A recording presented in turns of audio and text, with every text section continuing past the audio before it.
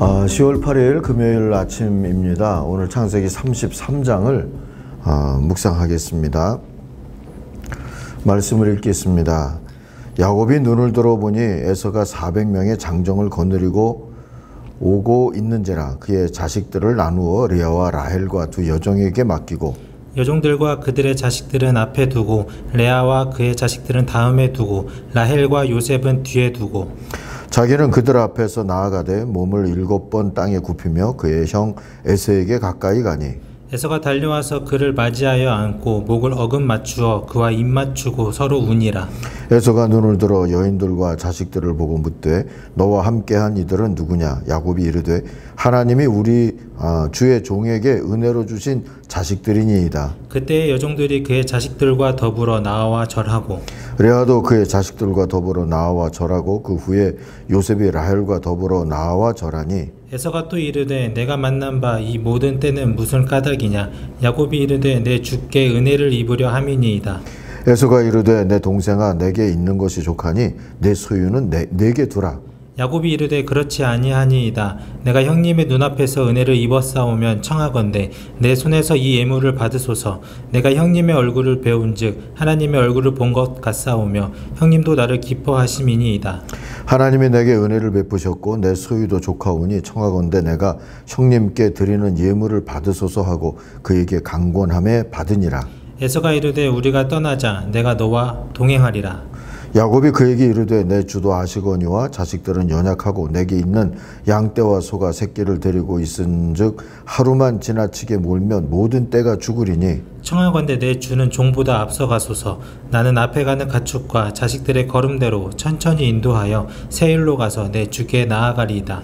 에서가 이르되 내가 내 종 몇 사람을 내게 머물게 하리라. 야곱이 이르되 어찌하여 그리하리이까? 나로 내 주께 은혜를 얻게 하소서 하매 이날에 에서는 세일로 돌아가고 야곱은 숫곳에 이르러 자기를 위하여 집을 짓고 그의 가축을 위하여 우릿간을 지었으므로 그 땅 이름을 숫곳이라 부르더라.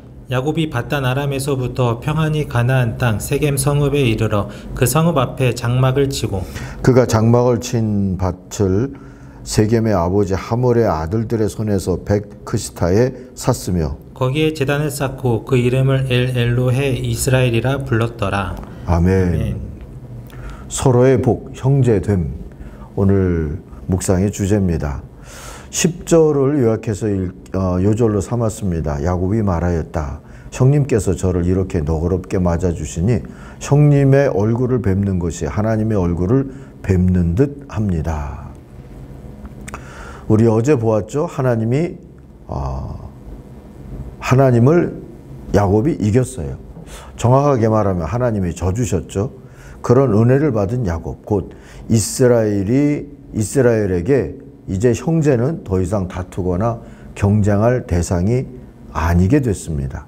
하루라도 빨리 화해하고 밀린 그리움을 풀어놓을 가족이 된 거죠. 그렇게 형을 만나는 데 대한 두려움을 덜어낸 야곱이기에 기꺼이 에서 앞에 엎드립니다. 3절 보세요. 7번 절하고 최선의 겸손으로 인사를 했어요. 그런 동생을 에서는 끌어안고 울죠. 야곱도 울고 20년 만에 이루어진 감격적인 화해입니다. 야곱은 형을 만난 게 하나님을 만난 것 같다며 감사로 예물을 나눕니다.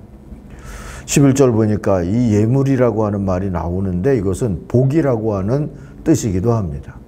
서로 복을 차지하겠다며 경쟁하다가 헤어진 형제가 이제는 하나님의 복을 은혜로 여기면서 함께 나누고 누리게 됐으니 화해란 참 좋은 일이지 않습니까? 우리 세대도 서로 화해할 일을 화해하고 평화를 추구하며 살 수 있기를 간절히 바랍니다. 다음 세대에게 복이 되려면, 더 복이 되려면 그래야만 합니다. 그런데 야곱과 에서 사이에서 일어난 이런 은혜로운 경험 앞에는 야곱의 은혜로운 변화가 선행돼 있습니다. 물론 분이엘의 체험이 그 근원이고요. 그 이전에 야곱은 전투적이고 회의적인 사람이었어요. 그런데 하나님을 보고도 죽지 않은 분이엘의 체험, 또 여호와를 이겨먹은 이스라엘의 체험을 하고 난 후에는 은혜의 사람으로 변했습니다. 말끝마다 하나님의 은혜를 찬양하고 고백하는 긍정적인 사람이 돼 있지 않습니까? 우리도 은혜의 사람으로 좀 변해서 살 수 있기를 바랍니다.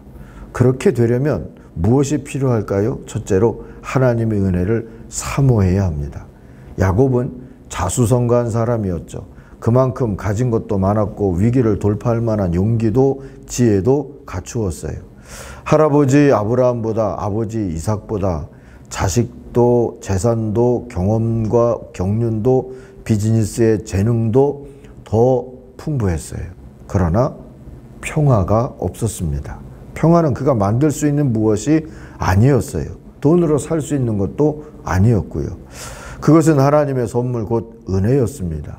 이 사실을 깨달은 야곱은 비로소 하나님의 은혜를 사모하면서 기도하게 됐습니다. 야복 강가에서 그는 양이나 아들을 더 달라고 하지 않고 오직 은혜를 사모하면서 엎드렸었죠. 변화는 아마도 그날 밤에 시작되지 않았겠습니까? 두 번째로 하나님의 은혜 주심을 믿어야 합니다. 야곱은 은혜를 사모하는 사람이 됐을 뿐 아니라 하나님이 은혜 주실 것을 믿는 자가 되었습니다. 그래서 다리를 절면서 에서 앞에 나설 수 있게 된 거죠. 가족도 양떼도 숨기지 않고 화해의 자리에 재물처럼 내놓을 수가 있었던 겁니다. 할아버지 아브라함의 여호와 이레의 신앙을 흉내라도 낼 수 있게 된 것이지요. 도박이 아니라 믿음의 모험을 하게 된 겁니다. 은혜를 주시는 하나님을 믿었기에 가능했던 일입니다. 세 번째로 하나님의 은혜를 선포하며 살아야 합니다. 에서의 입장에서 볼 때 전에 야곱은 불편한 동생이었습니다. 그가 나타난다는 것은 뭔가 술수와 음모가 있다는 뜻이기도 했어요. 그런데 이제는 아닙니다. 야곱이 은혜를 선포하는 사람이 됐기 때문입니다. 그는 이것도 은혜, 저것도 은혜, 모든 것이 하나님의 은혜라고 선포합니다. 하나님의 은혜를 선포하는 사람들에겐 많은 은혜의 사건들이 자연스럽게 따르게 되죠. 그러므로 이런 사람들과 함께 살거나 일하거나 만나는 게 또한 여러 사람들에게 은혜가 되는 겁니다. 다윗 또한 그런 은혜의 사람이었습니다. 그럴 수 있었던 비결 또한 은혜를 선포하는 삶에 있었고요. 그는 늘 내 평생의 선함과 인자하심이 정녕 나를 따를 거다라고 은혜를 선포하면서 살았던 사람이죠. 사랑하는 아침 가족 여러분, 우리도 그렇게 살 수 있기를 소망하십시다. 은혜 주시는 하나님을 믿고 은혜를 사모하면서 그리고 은혜를 선포하면서 은혜의 사람으로 살아가십시다. 은혜의 사람으로 사는 여러분 곁에 많은 사람들이 은혜 받기를 소망합니다. 기도하겠습니다. 하나님 아버지, 우리가 누리는 작고 큰 모든 평안과 평화가 하나님의 은혜임을 고백합니다. 은혜를 사모하며 은혜 주신 하나님을 믿고 간구하며 그리고 그 은혜를 나누고 누리고 선포하면서 오늘도 살아갈 수 있도록 인도해 주시옵소서. 오랜 세월 분단된 이 남한과 북한의 처지도 주님 살펴주시고 긍휼히 여기셔서 서로에게 이제는 복이 될 수 있는 그런 새 관계가 이루어지도록 축복해 주옵소서. 예수님의 이름으로 기도하옵나이다. 아멘. 하늘에 계신 우리 아버지, 아버지의 이름을 거룩하게 하시며 아버지의 나라가 오게 하시며 아버지의 뜻이 하늘에서와 같이 땅에서도 이루어지게 하소서. 오늘 우리에게 일용할 양식을 주시고 우리가 우리에게 잘못한 사람을 용서하여 준 것 같이 우리 죄를 용서하여 주시고 우리를 시험에 빠지지 않게 하시고 악에서 구하소서. 나라와 권능과 영광이 영원히 아버지의 것입니다. 아멘. 우리 각자 기도하겠습니다.